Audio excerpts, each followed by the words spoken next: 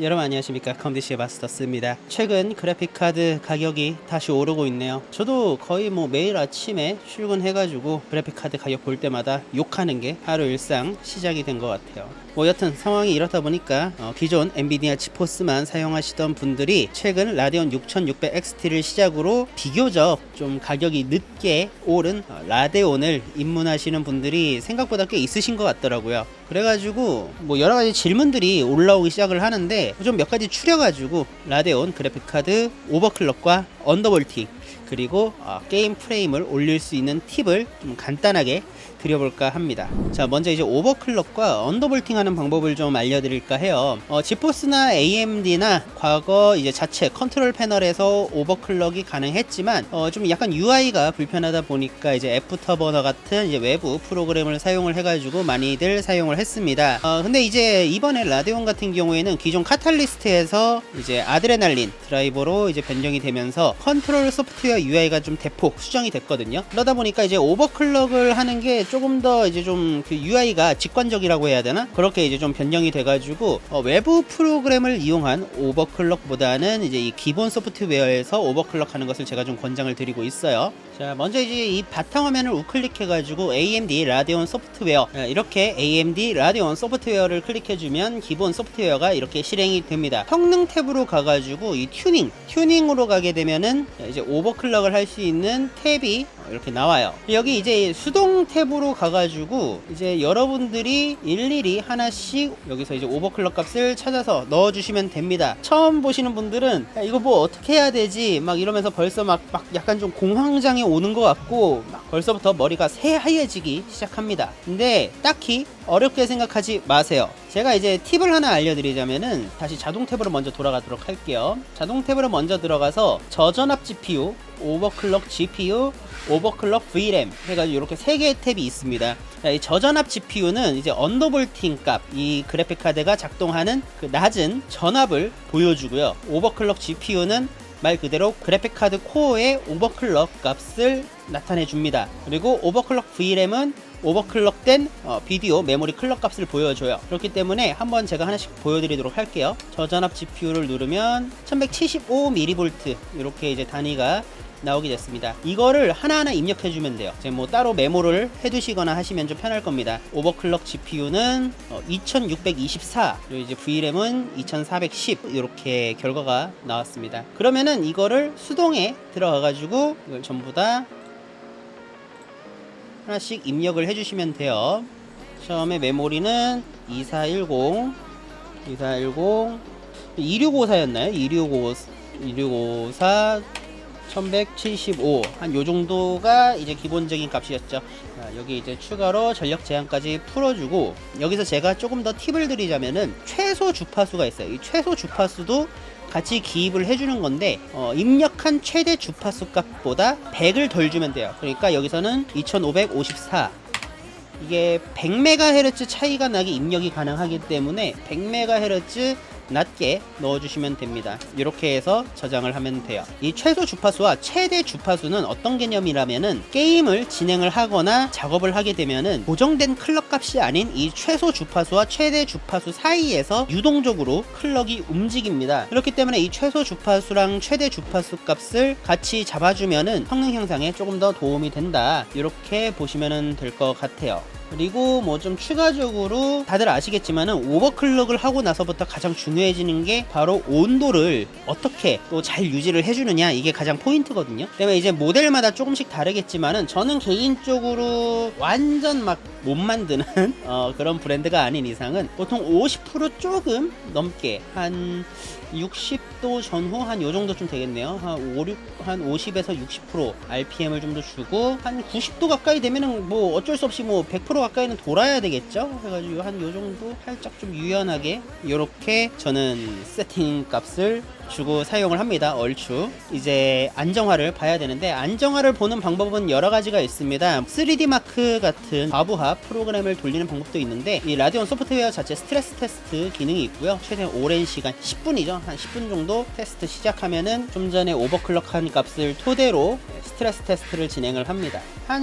개인적으로 이거 한 10분 통과하면은 뭐 실사용해도 크게 무리는 없더라고요. 보시면 이제 온도, 뭐 정션 온도, 현재 온도 모두 다 지금 현재 표기가 되고 전력 소모량도 지금 현재 보여주고 있죠.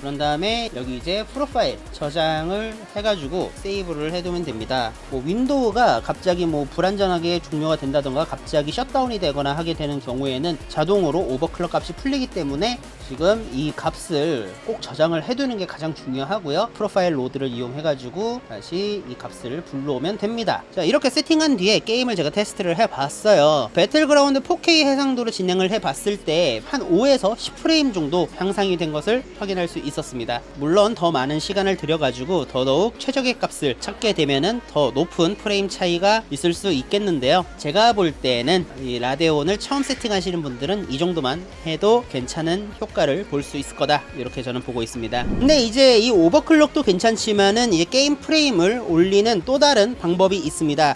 이게 어찌 보면은 훨씬 더 쉽고 효과적인 방법이다, 이렇게 말을 하고 싶은데 게임마다 명칭은 조금 다른데 뭐 렌더링 크기, 렌더링 해상도 또는 뭐 렌더링 스케일이라고 부르는 이 옵션을 조금 같이 조정을 해주는 것과 동시에 AMD 라데온 이미지 샤프닝 기술을 같이 이용해주면 되는 겁니다. 이 렌더링 스케일이라는 거는 이제 그 해상도는 유지가 돼요. 게임 그래픽 내부에서 렌더링 되는 해상도를 조절을 해주는 거예요. 이 렌더링 크기를 FHD 해상도 기준으로 이 렌더링 크기를 낮추면은 해상도는 FHD를 유지하고 있지만 내부적으로 렌더링 되는 해상도는 FHD 해상도보다 낮은 값의 렌더링이 되고요. 보통 렌더링 스케일을 줄이게 되면은 화면이 살짝 흐릿흐릿해지기 시작을 합니다. 그렇기 때문에 보통 이 렌더링 스케일을 잘 안 쓰게 되는데, 그때 이 흐린 화면을 이 라데온 이미지 샤프닝 기술로 커버를 해주는 거예요. FHD 해상도 기준으로 렌더링 크기 100에 이미지 샤프닝을 키지 않은 것보다 렌더링 크기 90 정도의 라데온 이미지 샤프닝을 킨 게 오히려 화면은 더 선명하고 프레임은 조금 더 확보가 되는 모습을 보여줘요. 근데 이제 이 프레임 확보도 좀 덤이긴 한데 4K 해상도에서 오버클럭과 같이 병행해서 사용을 하면은 보이시죠? 배틀그라운드에서는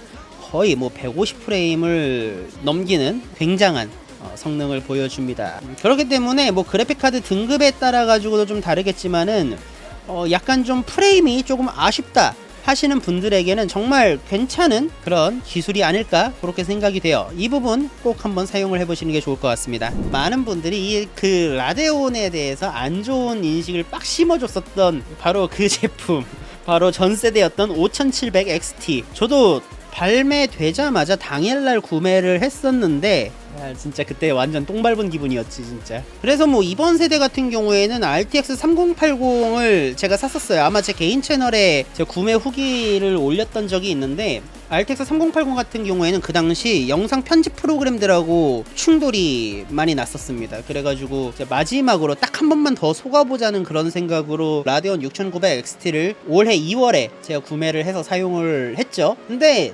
반대로 그 당시 초기에는 이거는 아마 많은 분들이 이게 좀 의견이 갈릴 수도 있겠지만은 모르겠어요. 저는 개인적으로 그 당시 라데온 6900XT가 훨씬 더 드라이버 안정성은 더 좋았다, 이렇게 저는 생각을 하고 있어요. 특히 이제 뭐 로스트 아크나 뭐 몇몇 게임들은 라데온이 프레임이 조금 떨어지는 그런 경우가 있긴 한데, 뭐 이 부분도 약간의 편법을 쓰면은 또 좋아지기는 하더라고요.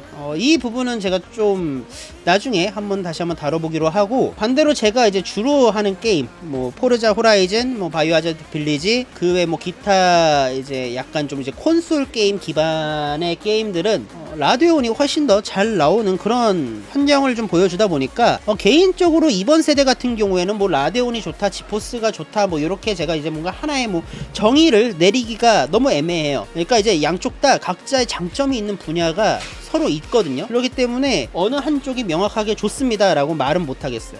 근데 거기에다가 이제 AMD의 FSR이죠. 이제 업스케일링 기술이 이제 AMD에서도 이제 내놨고 이제 적용되는 게임들이 있는데, 근데 이 AMD의 FSR이 어떻게 보면 이제 지포스도 같이 적용이 되는 그런 기술이다 보니까, 어떻게 보면은 또 지포스가 이제 엔비디아가 또 AMD 덕을 같이 보고 있다, 저는 이렇게 생각을 하고 있어요. 뭐 여러 가지 벤치마크 결과를 찾아보셔 하셔가지고 내가 이제 주력으로 하는 게임에 특화되어 있는 그래픽 카드를 선택을 하시는 게 가장 좋은 것 같습니다. 물론 지금은 시장에서는 뭐 물량서부터 가격까지 완전 그냥 시장이 초토화가 됐기 때문에 그렇게 뭐 저도 지금 현재 반기고 있는 그런 상황은 아니다, 이렇게 말씀을 좀 드리고 싶네요. 뭐 아무튼 뭐 이번 세대는 뭐 이런저런 이유로 해가지고 생각보다 라데온을 처음 접하시게 되는 분들이 생각보다 많은 것 같습니다. 진짜 뭐 그래가지고 이제 이 라데온을 처음 접하시는 분들이 세팅에 어려움을 좀 느끼시는 것 같아가지고 제가 뭐 이렇게 영상을 준비를 해봤는데요. 어떻게 뭐 도움이 되셨나요? 뭐 좀 도움이 되셨으면 구독과 좋아요, 알림 설정 한 번씩 눌러주시고요. 기타 사용하신 데 있어가지고 궁금하신 사항은 댓글로 남겨주시면 제가 아는 범위 내에서 답변을 남겨드리도록 하겠습니다. 자, 그러면 이번 영상 여기서 마치도록 하고요. 다음 영상에서 다시 뵙도록 하겠습니다. 감사합니다.